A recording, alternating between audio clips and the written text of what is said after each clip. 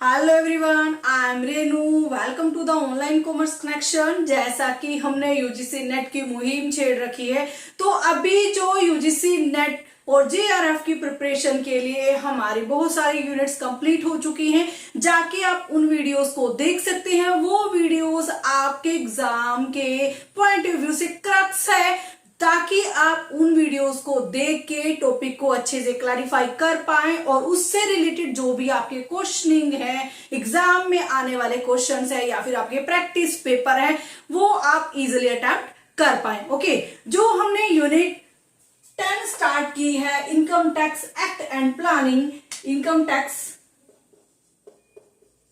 Act 1961 में हम इसको कवर अप करते हैं। क्या होता है हमारा इनकम टैक्स, इससे रिलेटेड हमने कल जो वीडियो बनाई थी वो अपलोड हो चुकी है। आप जाके उस वीडियो को जाके अच्छे से समझ सकते हैं, अपने इस टॉपिक को क्लैरिफाई कर सकते हैं। Let's start. इनकम टैक्स क्या है? इनकम टैक्स हमारी गवर्नमेंट एक पर्सन से, मीन्स हमारी गवर्नमेंट हम लोगों से जो इनकम अर्निंग पर्सन हैं उनके ऊपर, अदर बिजनेस के ऊपर किसी ना किसी तरीके से टैक्स लेती है। टैक्स क्यों ले रही है? क्योंकि उसे पब्लिक वेलफेयर का भी ध्यान रखना है, गवर्नमेंट को अपनी कंट्री की डेवलपमेंट का भी ध्यान रखना है। तो इसके लिए उसको दो चीजों की जरूरत होती है। एक तो हमारी गवर्नमेंट को चाहिए होती है पावर, एंड चाहिए होती है फंडिंग, मींस मनी। पावर तो हमने गवर्नमेंट को वोटिंग के थ्रू प्रोवाइड करा दी है, ठीक है। अभी जो हमारी जो गवर्नमेंट है वोटिंग के थ्रू हमारे देश को चला रही है, ठीक है, वो सिलेक्टेड गवर्नमेंट है जो हमारी देश की डेवलपमेंट के ऊपर भी ध्यान दे रही है, ठीक है। उसको, उस गवर्नमेंट को किसने सिलेक्ट किया? हम लोगों ने सिलेक्ट किया है। हम लोगों ने उस गवर्नमेंट को पावर दी है कि आप हमारे बिहाफ पे हमारी कंट्री की डेवलपमेंट यहाँ पे कर दीजिए। ओके, अब दूसरी चीज हमने यहाँ पे बात करी मैडम, फंडिंग की बात करी है, मनी की बात करी है। अब गवर्नमेंट को तो देश को चलाने के लिए फंडिंग भी चाहिए, मनी भी चाहिए। अब मनी कहाँ से आएगा? मैडम मनी तो हम लोग उसको प्रोवाइड कराएंगे। कैसे प्रोवाइड कराएंगे? हमसे गवर्नमेंट कोई डोनेशन नहीं मांग रही है, ठीक है, हम लोग कहीं पे डोनेट नहीं कर रहे हैं। हमें गवर्नमेंट को एक पर्टिकुलर पार्ट अपनी इनकम के ऊपर देना पड़ता है। मींस गवर्नमेंट हर पर्सन से उसकी कमाई हुई इनकम के ऊपर जो पार्ट लेती है, जो डिडक्ट करती है, जो इनकम का एक इनकम लेती है, उससे इनकम का कुछ पार्ट लेती है, उसी को ही आप इनकम टैक्स यहाँ पे बोलते हैं। मैडम इनकम टैक्स के बारे में तो हमने चलो पढ़ लिया, सीख लिया। अब इनकम टैक्स का क्या है, कैसे ये वर्क करता है, इसके रिगार्डिंग भी हमने कल यहाँ पे वीडियोस अपलोड की है, आप जाके उसको देख सकते। चलिए आगे हम पढ़ते हैं। इनकम टैक्स क्या है? इनकम टैक्स एक कंपल्सरी फाइनेंशियल चार्ज है। गवर्नमेंट क्या कर रही है? हमारी इनकम के ऊपर हम लोगों से फाइनेंशियल चार्ज ले रहे हैं। वो चार्ज तो हमें गवर्नमेंट को देना ही देना है। किसी ना किसी रूप में गवर्नमेंट हम लोगों से टैक्स को हमारी इनकम से डिडक्ट कर रही है। ओके, कंपल्सरी फाइनेंशियल चार्ज है levy by government on the income, services and commodity. जो भी एक फाइनेंशियल चार्ज मीन्स जो एक फंडिंग या फिर कोई इनकम गवर्नमेंट कलेक्ट कर रही है किससे? पर्सन से। वो पर्सन जो इनकम कमा रहा है या किसी सर्विसेज का बेनिफिट उठा रहा है या फिर वो क्या कर रहा है, किसी गुड्स एंड सर्विसेज को खरीद रहा है, वो जो भी काम करता है उसके लिए गवर्नमेंट उससे फाइनेंशियल चार्ज डिडक्ट करती है, उसी को ही आप इनकम टैक्स बोलते हैं। Clear? Okay madam, income tax की स्टडी हम इनकम टैक्स एक्ट 1961 में कवर अप करते हैं। इनकम टैक्स टू टाइप से यहाँ पे आपको दिखाया गया है, टू टाइप्स में इसको डिवाइड किया गया है। फर्स्ट है आपका डायरेक्ट टैक्स एंड दूसरा है आपका इनडायरेक्ट टैक्स। मैडम ये क्या होता है? देखो नाम से समझ में आ रहा है। डायरेक्ट टैक्स क्या है? डायरेक्ट टैक्स वो टैक्स जो पर्सन कमा रहा है, जो पर्सन इनकम कमा रहा है उसी को ही वो टैक्स देना पड़ता है। मींस मान लीजिए अगर कोई पर्सन इनकम कमा रहा है, वो एक गवर्नमेंट एम्प्लॉय है या फिर वो किसी कंपनी में वर्क करता है, किसी एमएनसी कंपनी में वर्क करता है या अदर कंपनीज में वर्क करता है, जहां से वो इनकम को कमा रहा है, मींस अर्निंग सोर्स जो है वहीं पे ही उसको टैक्स अपनी इनकम के ऊपर देना पड़ेगा। दैट इज कॉल्ड आपका डायरेक्ट टैक्स। मीन्स जो पर्सन कमा रहा है उसी को ही अपनी इनकम का फाइनेंशियल चार्ज गवर्नमेंट को सबमिट कराना पड़ेगा। Tax of which incidence means tax of which incidence and impact fall on the same person. जो पर्सन कमा रहा है उसी पर्सन को ही टैक्स भी यहाँ पे देना पड़ेगा। That is called that is called direct tax. Okay, clear madam? अब ये क्या लिखा? Progressive in nature. यस, जो डायरेक्ट टैक्स होता है वो प्रोग्रेसिव इन नेचर होता है। मैडम किस तरीके से? जितनी इनकम किसी पर्सन की बढ़ती जाती है, मीन्स उसकी इनकम में इंक्रीमेंट होती जाती है, उसी वे से टैक्स भी यहाँ पे बढ़ता जाता है।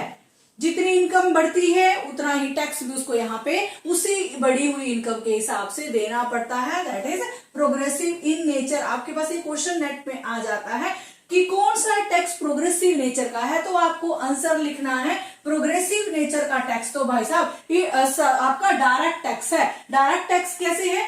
प्रोग्रेसिव मीन्स बढ़ता हुआ टैक्स। अब बढ़ेगा कैसे? मैडम इनकम बढ़ेगी तो टैक्स भी बढ़ेगा। Okay, clear.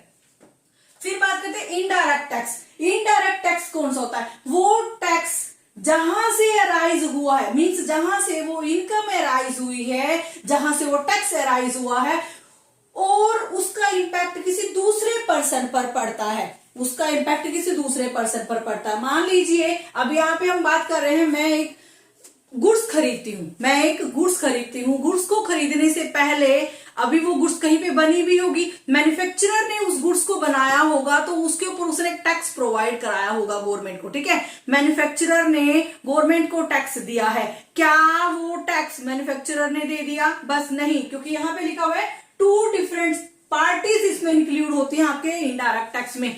जिस पर्सन ने टैक्स गवर्नमेंट को दिया है, अब वो पर्सन उसी टैक्स को कंज्यूमर से यहाँ पे चार्ज करेगा। मैडम कैसे चार्ज करेगा? मैन्युफैक्चरर ने सामान बनाया, अब वो सामान का फाइनल कंज्यूमर कौन है? उसको वो फिनिश्ड गुड्स को कंज्यूम कौन करेगा? मैडम उसको कस्टमर कंज्यूम करेगा, उसको कंज्यूमर यूज करेगा। ठीक है, अब जो पर्सन उसको यूज करेगा तो इनडायरेक्ट टैक्स का जो बर्डन मैन्युफैक्चरर के ऊपर था वो सारा बर्डन आपके फाइनल कंज्यूमर तक चला जाता है, उसको बोलते हैं इनडायरेक्ट टैक्स।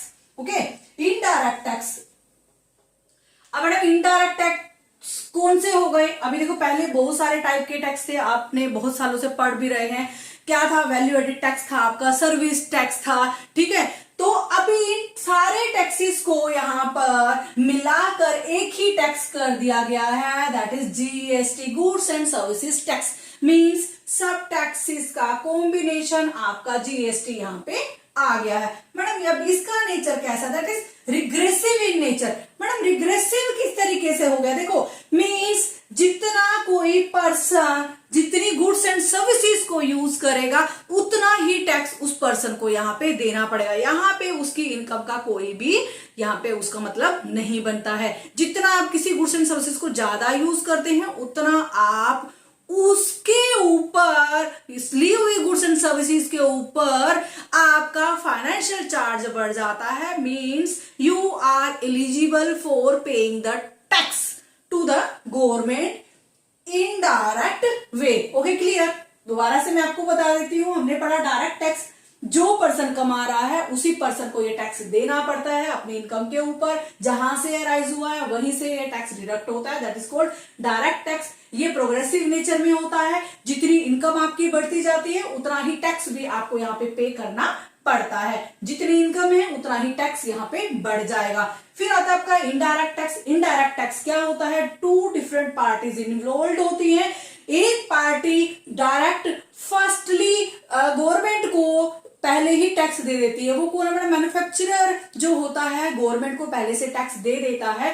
अब वो सारा बर्डन क्या मैन्युफैक्चरर के ऊपर है? नहीं मैडम, वो सारा बर्डन तो आपके फाइनल कंज्यूमर तक आएगा, आपके कस्टमर तक आएगा।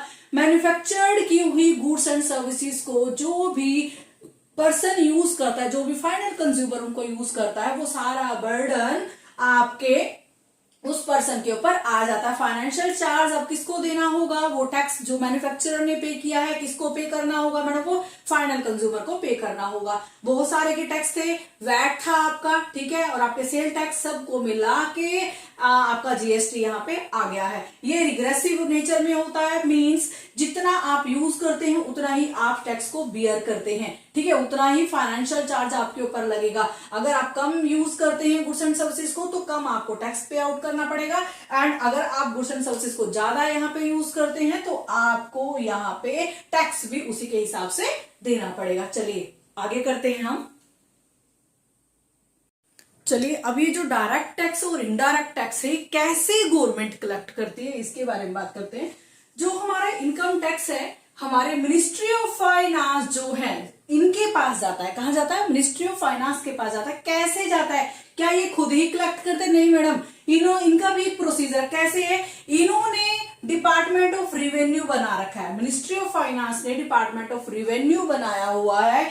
डिपार्टमेंट ऑफ रिवेन्यू क्या मैडम, दोनों टैक्सेस को चार्ज करता है, दोनों टैक्सेस को कट कराता है, दोनों टैक्सेस को कलेक्ट करता है। यस बेटा, दोनों टैक्सेस को कलेक्ट करता है बट अलग अलग हेड में।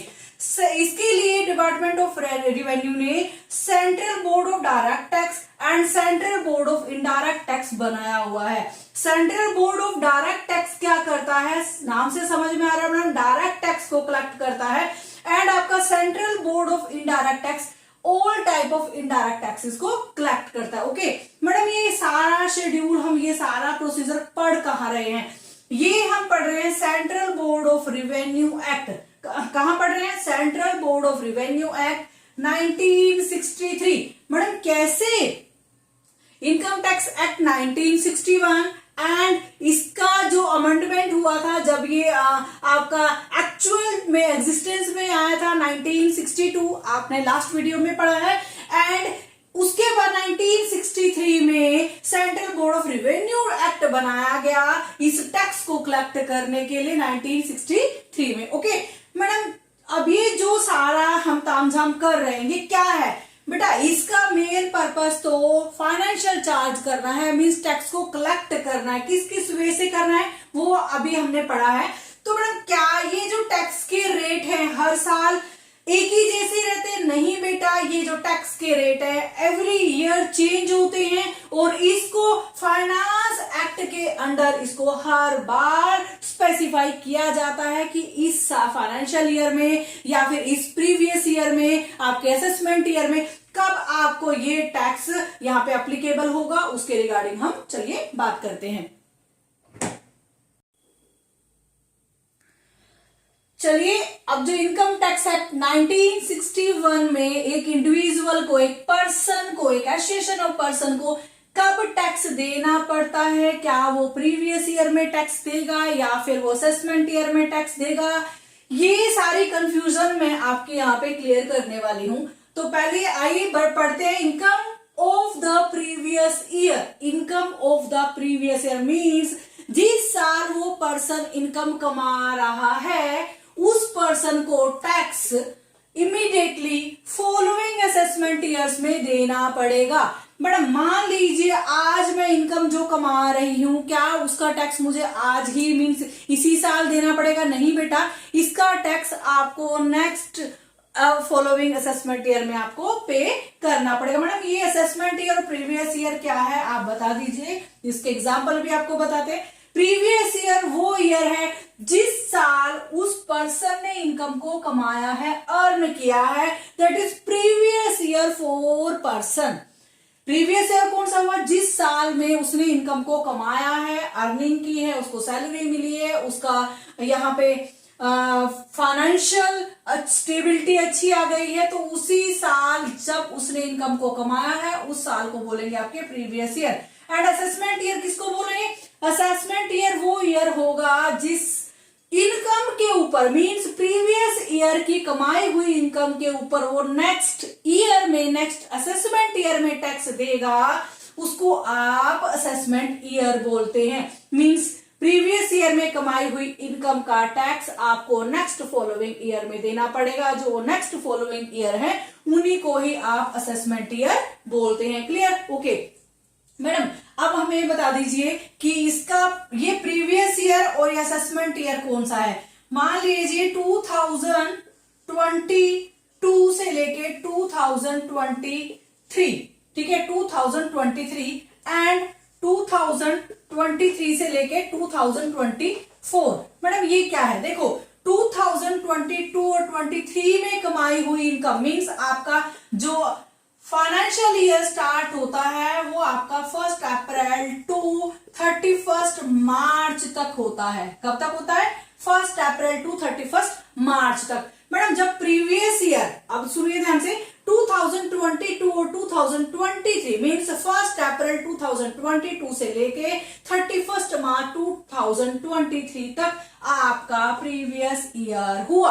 आपका प्रीवियस ईयर हुआ 2023 एंड 24 मीन्स 1 अप्रैल 2023 से लेके 2024 जो है वो आपका असेसमेंट ईयर हुआ। मान लीजिए अगर आपने इस ईयर के अंदर कोई इनकम कमाई है, इनकम अर्न की है आपने 2022 से लेके 2023 तक जो इनकम कमाई है, इसका टैक्स आप 2023 और 2024 में देंगे, क्योंकि 2023 एंड 24 आपका फॉलोइंग असेसमेंट ईयर है। Okay clear? ओके मैडम, क्या सभी लोगों को ऐसे ही टैक्स देना पड़ता है? जिस साल कमाते हैं अगले साल हम पे करते हैं? नहीं बेटा, हमारी गवर्नमेंट थोड़ा अलर्ट है, कहती है कि ठीक है जो पर्सन मेरे लोकल पर्सन है, जो मेरी कंट्री के निवासी, जो मेरे सिटीजन हैं, उनके लिए तो मैं एक छूट देता हूं। क्या छूट देता हूं? कहता है कि इस साल आपने इनकम को कमाया है, आप उसका टैक्स अगले साल असेसमेंट ईयर में दे दीजिए। ओके ओके मैडम, अब जो दूसरे लोग हैं, जो बाहर से आए हुए लोग हैं, जो अपने मतलब के लिए आए हुए लोग हैं, जो अपने बिजनेस को यहाँ पे सेटअप करके इनकम कमा रहे हैं, वो लोग जो गवर्नमेंट को धोखा देने के लिए आए हुए हैं, वो लोग जो आर्टिफिशियल पर्सन है, या वो लोग जो अभी इंडिया के निवासी नहीं है, काफी टाइम से इंडिया में नहीं आए हैं, उन लोगों को कैसे गला दबोचती है हमारी गवर्नमेंट। देखो कहते हैं हमारा प्रीवियस ईयर और असेसमेंट ईयर तो समझ में आ गया। अब जो अदर पर्सन्स हैं, जो कौन से अदर पर्सन्स, उनके बारे में बताती हूं। वो कौन कौन से पर्सन्स है जिनका प्रीवियस ईयर ही असेसमेंट ईयर होता है? मैडम ऐसा भी होता है? बिल्कुल होता है। जो प्रीवियस ईयर होगा वही असेसमेंट ईयर होगा। मींस जिस साल आपने इनकम को कमाया है उसी साल ही आपको इनकम को डिडक्ट कराना पड़ेगा। मींस उसी इनकम के ऊपर आपको टैक्स देना पड़ेगा। Means previous year is equal to assessment year. यहां पे आपका ये वाला कॉन्सेप्ट अप्लाई नहीं होता है। अगर आप जिस साल इनकम कमा रहे हैं, जिस साल आप इनकम कमा रहे हैं, उसी साल आपको यहाँ पे इनकम को डिडक्ट कराना पड़ेगा, उस इनकम के ऊपर टैक्स देना पड़ेगा। मींस प्रीवियस ईयर भी सेम है और असेसमेंट ईयर भी सेम है। मैडम किन केसेस में ऐसा होता है वो पढ़ लेते हैं। फर्स्ट है इनकम ऑफ नॉन रेसिडेंट। वो पर्सन जो इंडिया का है ही नहीं लेकिन अपना शिपिंग का बिजनेस करता है, उसका अपने शिपिंग से रिलेटेड उसका जो कारोबार है, कार्गो है, उससे रिलेटेड जो वो काम करता है, उसकी कमाई हुई इनकम के ऊपर गवर्नमेंट आज ही टैक्स लेगी जिस साल उसने इनकम को कमाया है। हो सकता है वो अगले साल यहाँ पे ना आए, ठीक है ना, टैक्स से बचे, बट गवर्नमेंट उसको नहीं छोड़ेगी। उसके लिए गवर्नमेंट ने प्रीवियस ईयर को ही असेसमेंट ईयर यहाँ पे बता दिया है। एक वो पर्सन जो इंडिया छोड़ चुका है काफी टाइम के लिए और इंडिया वापस ही नहीं आया है, मींस अभी गवर्नमेंट को लग रहा है कि वो इंडिया छोड़ रहा है, तो क्या कर रहे हैं, वो पता नहीं आएगा नहीं आएगा, उसका वीजा लगा दिया या फिर वो वहीं पे बसने जा रहा है, तो गवर्नमेंट कहेगी भाई जाने से पहले टैक्स क्लियर करके जाओ, ठीक है। तो ये वो केस आ जाता है। Income of discontinued business. Madam income of discontinued business कौन सा है? ये तो वो बिजनेस होगी जो इंडिया में ऑलरेडी सेटअप है और इंडिया में चल रहे हैं। बेटा आपकी बात सही है, बट वो बिजनेस जो मर्जर हो रहे हैं, वो बिजनेस जो डिसकंटिन्यू हो रहे हैं किसी ना किसी रीजन से, हो मान लीजिए उसकी एक ब्रांच को बंद करके दूसरी ब्रांच में मर्ज कर दिया गया है, या एक ब्रांच को मर्ज कर दिया गया है, जैसे बैंकों का मर्ज हमारे यहाँ पे हुआ था, मर्जर हुआ था, ठीक है, उसी टाइप से कोई भी रीजन हो सकता है। अगर कोई पर्सन अपने बिजनेस को डिसकंटिन्यू कर रहा है, बंद कर रहा है, तो भाई साहब बंद करने से पहले आप जो बंद करने वाला सर्टिफिकेट लेने आने वाले हैं, उससे पहले आप हमारा टैक्स पे कर दीजिए। कब पे कर दीजिए? जब आपने इनकम को कमाया है उसी साल यहाँ पे आप मेरे टैक्स पे कर दीजिए। ओके, फिर आता है आपका बॉडी ऑफ इंडिविजुअल और आर्टिफिशियल पर्सन। वो बॉडी ऑफ इंडिविजुअल जिन्होंने कंपनी बनाई है, जो कोई कंपनी है, ठीक है, कंपनी का आर्टिफिशियल पर्सन होती है, ठीक है, तो उसका एक अपना अस्तित्व तो नहीं होता यहाँ पे। तो जो अगर वो ऐसी कंपनी बनाई है या फिर ऐसे बॉडी ऑफ इंडिविजुअल्स हैं जो शॉर्ट टाइम के लिए बनाए गए हैं, शॉर्ट टाइम के लिए, अपने मतलब के लिए बनाए गए हैं, अपनी कंपनी के ऑब्जेक्टिव को फुलफिल करने के लिए बनाए गए हैं, तो वहां पे भी गवर्नमेंट शिकंजा कस लेगी। गवर्नमेंट बोलेगी भाई साहब ठीक है, आपकी सारी बात सही है, शॉर्ट ड्यूरेशन के लिए बन रहे हो, पहले टैक्स पे करिए, जो मर्जी करिए। Okay, clear. चलिए आगे करते हैं। चलो 1961 में कौन कौन सी हेड है, मींस किस किस के अंडर आपको यहाँ पे टैक्स देना पड़ता है।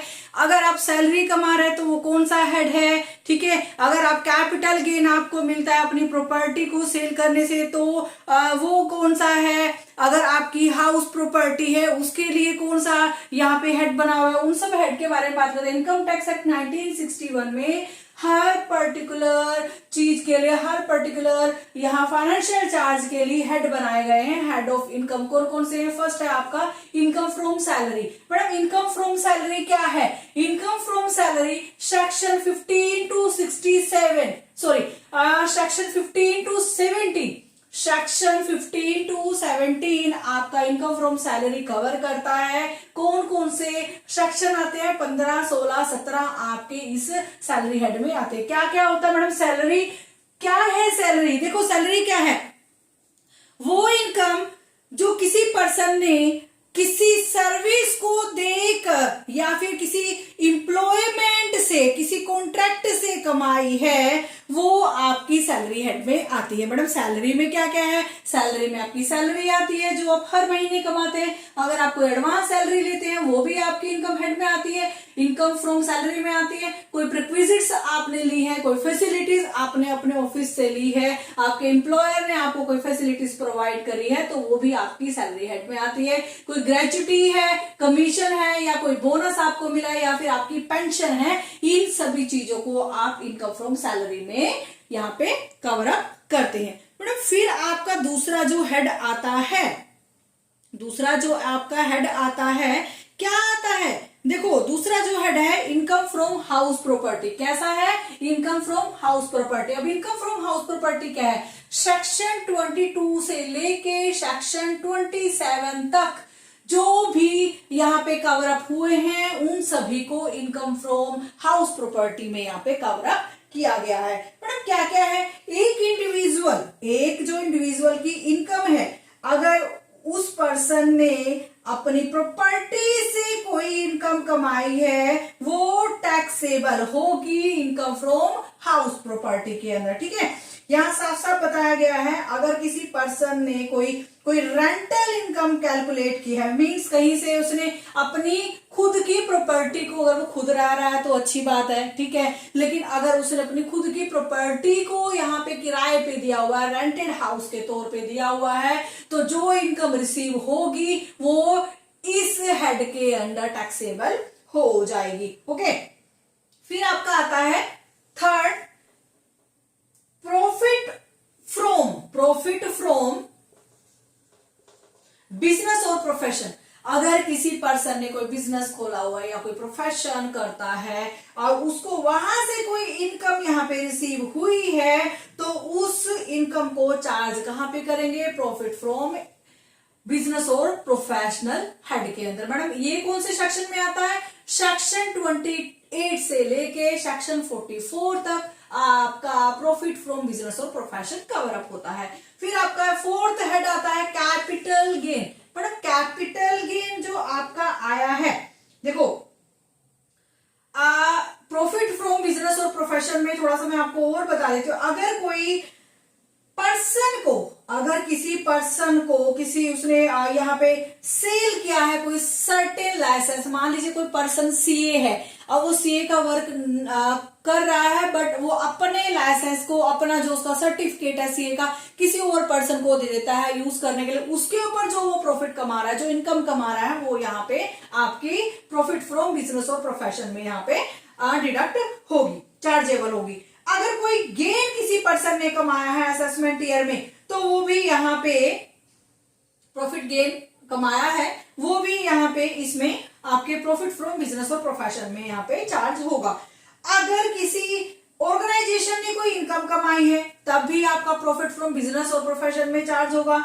अगर कोई कैश रिसीव हुआ है, अगर कोई कैश रिसीव हुआ है on the export of a government scheme, अगर आपको अपने बिजनेस की, जैसे गवर्नमेंट कहते हैं ज्यादा एक्सपोर्ट करे, बट ज्यादा एक्सपोर्ट करने के लिए वो इंसेंटिव प्रोवाइड करती है, आपको फैसिलिटीज प्रोवाइड करती है, प्रीक्विजिट्स आपको देती है। अगर आपने ऐसा कोई अपने बिजनेस के लिए गवर्नमेंट स्कीम का फायदा उठाया है, तो भी आपको यहाँ पे चार्जेबल हो जाएगा। अगर कोई गेन या फिर कोई बोनस या कोई सैलरी आपको पार्टनरशिप फर्म के थ्रू मिली है, देखो बिजनेस है तो पार्टनरशिप फर्म भी आएगी, ठीक है। अगर आपको कोई गेन पार्टनरशिप फर्म के थ्रू सैलरी या कुछ मिला हुआ है, तो वो भी आपका यहाँ पे टैक्सेबल हो जाएगा। फिर बात करते हैं फोर्थ हेड की, capital gain. Madam capital gain क्या है? ऐसी इनकम अगर आपने किसी एसेट को सेल करने से कमाई है। मैडम कौन सी एसेट? एसेट आपकी ये वाली एसेट नहीं हो गई, ठीक है, जो हाउस प्रॉपर्टीज में आती है। एसेट आपकी कौन सी हो गई यहाँ पे? मैडम वो एसेट जो इन्वेस्टमेंट के तौर पे आप अपने पास रखते हैं, जैसे म्यूचुअल फंड्स हो गए, स्टॉक हो गए, गोल्ड हो गया, बोनस हो गया, इन सब के ऊपर अगर आपने कोई इनकम कमाई है, वो हेड ऑफ कैपिटल गेन में सेक्शन 45 to 55 में यहाँ पे चार्जेबल हो जाएगा। लास्ट हेड आपका आता है इनकम फ्रॉम अदर सोर्सेज। अब इनकम फ्रॉम अदर सोर्सेज क्या है? इनकम फ्रॉम अदर सोर्सेज जो है आपका फिफ्थ हेड है, सेक्शन 56 to 59 कवर अप करता है। इस हेड के अंदर अगर आपने कोई लॉटरी जीती है, कोई लॉटरी जीती है, आपने बैंक से इंटरेस्ट लिया है, या फिर आपको कोई स्पोर्ट रिवॉर्ड मिला है, जैसे केबीसी होता है ना, केबीसी में आप जाते हैं, ठीक है, तो वहां पे आपको जो इनकम मिलती है वो इनकम फ्रॉम अदर सोर्सेज में आपकी आएगी, ठीक है। एग्जांपल मैं आपको दे देती हूँ, जो केबीसी में इनकम कमाई हुई होगी वो कहाँ आपको चार्जेबल होगी? इनकम फ्रॉम अदर सोर्सेज में सेक्शन 56 to 59 में यहाँ पे चार्जेबल होगी। अगर आपने कोई कार्ड गेम खेली है या फिर आपने कोई गैम्बलिंग की है, तो वो भी आपकी इनकम फ्रॉम अदर सोर्सेज में होगी। आप ताश खेलते हैं, आप ऐसी गेम्स खेलते हैं, जुआ खेलते हैं, उससे अगर कोई आप इनकम कमाते हैं, तो वो इनकम फ्रॉम अदर सोर्सेज में आपको यहाँ पे चार्जेबल हो जाएगी। Okay, clear? चलिए इसको आगे थोड़ा पढ़ते हैं हम लोग। चलिए आज हमने जो टॉपिक क्लियर किया है, आई होप आप लोगों को समझ में आ गया होगा। मिलते हैं नेक्स्ट वीडियो में। प्लीज चैनल को लाइक एंड सब्सक्राइब जरूर करिएगा, मुझे आप लोगों के सपोर्ट की बहुत जरूरत है। And all the best for your preparation and UGC net exam. मिलते हैं नेक्स्ट वीडियो में।